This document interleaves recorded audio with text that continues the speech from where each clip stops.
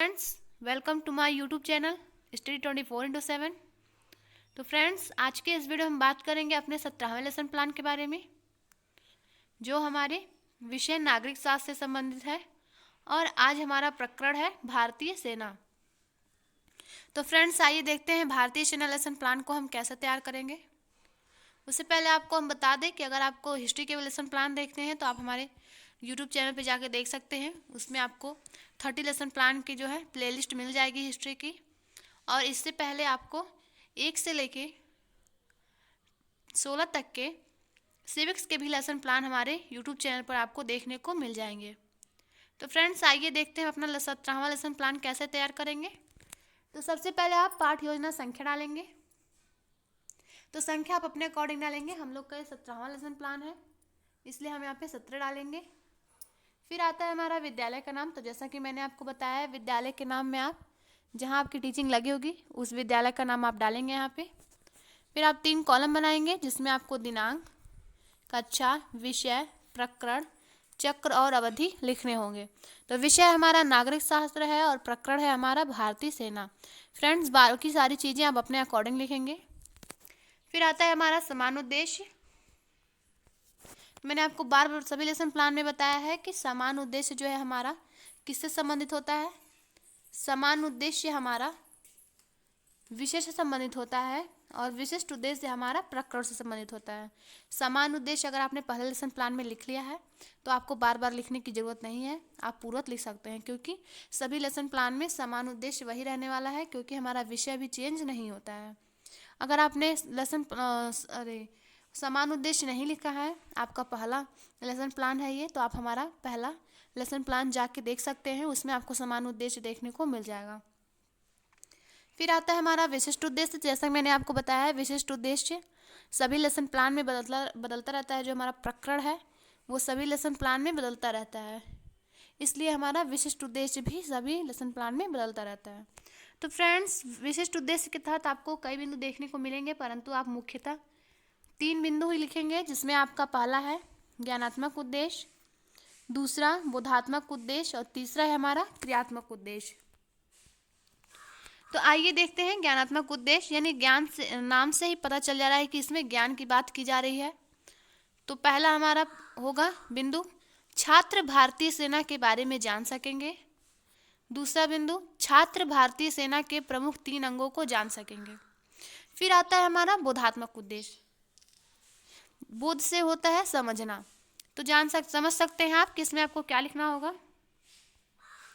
बोधात्मक उद्देश्य का पहला बिंदु आप लिखेंगे, छात्र भारतीय सेना के तीनों अंगों के बारे में बता सकेंगे।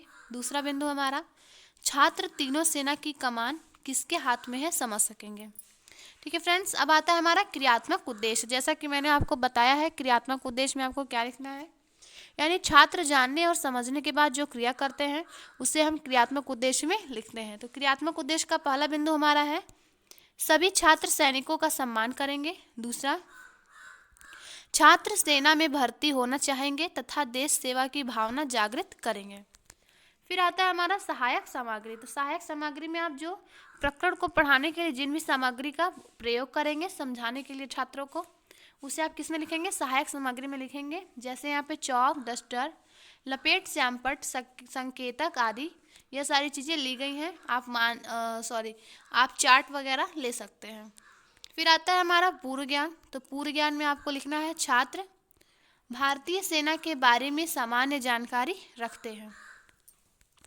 अब इसके बाद आता है हमारा प्रस्तावना प्रश्न। तो जैसा कि मैंने आपको बताया है, प्रस्तावना प्रश्न जो है लेसन प्लान की जान होते हैं, यानी हमारा जो लेसन प्लान शुरू होता है उसकी शुरुआत प्रस्तावना प्रश्न से होती है। तो आपको पता है किसी भी चीज़ का शुरुआत जो है वह एकदम सही यानी परफेक्ट होना चाहिए, जिससे सभी चीज़ें अच्छी हो। क्योंकि आपका जो भी कुछ है सब लोग पहले शुरुआत का ही देखते हैं, उसके बाद आगे उतना ध्यान नहीं दिया जाता है। तो आप प्रस्तावना प्रश्न को है जो अच्छे से बनाएंगे, क्रम से बनाएंगे, इन बातों का ध्यान रखेंगे आप। तो प्रस्तावना प्रश्न बनाने के लिए आपको 3 कॉलम बनाने होंगे, जिसमें आप पहले लिखेंगे क्रम संख्या, दूसरे कॉलम में लिखेंगे आप छात्र अध्यापक क्रिया, यदि छात्र हैं तो छात्र अध्यापक क्रिया, तीसरा है हमारा कॉलम छात्र क्रिया का। आगे बढ़ते हैं।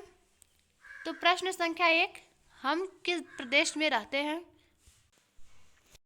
तो हम लोग उत्तर प्रदेश में रहते हैं। दूसरा प्रश्न है हमारा, उत्तर प्रदेश किस देश में स्थित है? तो छात्रों का उत्तर है भारत। तीसरा प्रश्न, भारत की अंतर्राष्ट्रीय सीमा एवं बाह्य आक्रमण से रक्षा की जिम्मेदारी किसकी है? तो किसकी है? आप सभी को पता होगा, भारतीय सेना की है। चौथा प्रश्न हमारा, भारतीय सेना के बारे में आप क्या जानते हैं? तो छात्र क्रिया में क्या है? छात्रों के लिए क्या है? समस्यात्मक प्रश्न है जिसका स्पष्टीकरण आप स्वयं देंगे। अब देखिए फ्रेंड्स, आपको उद्देश्य कथन करना है। तो उद्देश्य कथन क्यों किया जाता है? ताकि छात्रों की जो रुचि है प्रकरण के प्रति बढ़े, यानी प्रकरण को पढ़ने की इच्छा उनमें जागृत हो, इसलिए उद्देश्य कथन किया जाता है, जिसमें आपको लिखना है। आज हम लोग भारतीय सेना के विषय में विस्तृत अध्ययन करेंगे। फिर आता है हमारा प्रस्तुतिकरण। तो जैसा कि मैंने आपको बताया है, प्रस्तुतिकरण आप कब लिखेंगे? जब आप पाठ को 2 अनुवृत्तियों में पढ़ाएंगे तब आप प्रस्तुतिकरण में लिखेंगे, वरना प्रस्तुतिकरण हेडिंग डाल के आप छोड़ देंगे। तो देखिए, अध्ययन अध्यापन की सुविधा की दृष्टि से प्रकरण को 2 अनुवृत्तियों में पढ़ाया जाएगा। प्रथम अनुवृत्ति में देखिए क्या लिखना है आपको, सेना का गठन। तो फ्रेंड्स, प्रथम अनुवृत्ति में आप क्या लिखेंगे? सेना का गठन, हेडिंग ब्रैकेट में लिखेंगे आप। उसके बाद आप 4 कॉलम बनाएंगे, जिसमें पहला आपका होगा शिक्षण बिंदु, दूसरा होगा छात्र अध्यापक क्रिया, यदि छात्र हैं तो छात्र अध्यापक क्रिया, तीसरा है हमारा छात्र क्रिया, और चौथा है हमारा श्यामपट्ट कार्य। तो शिक्षण बिंदु में आप हेडिंग क्या डालेंगे? भारतीय सेना का गठन।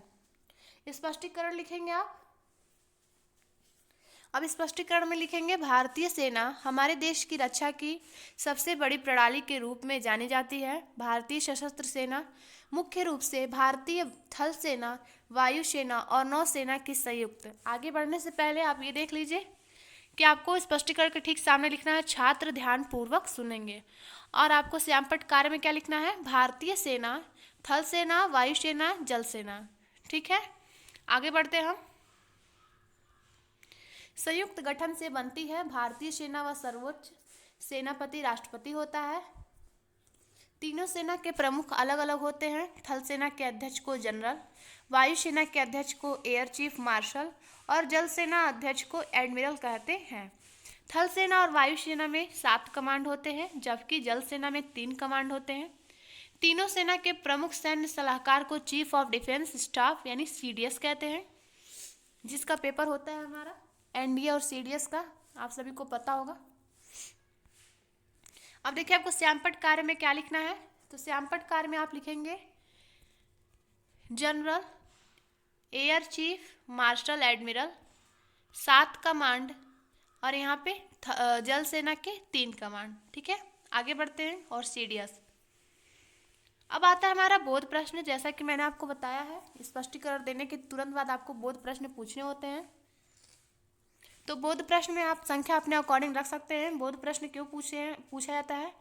ताकि जो आपने बच्चों को समझाया है वो उन्हें समझ में आया है या नहीं आया है।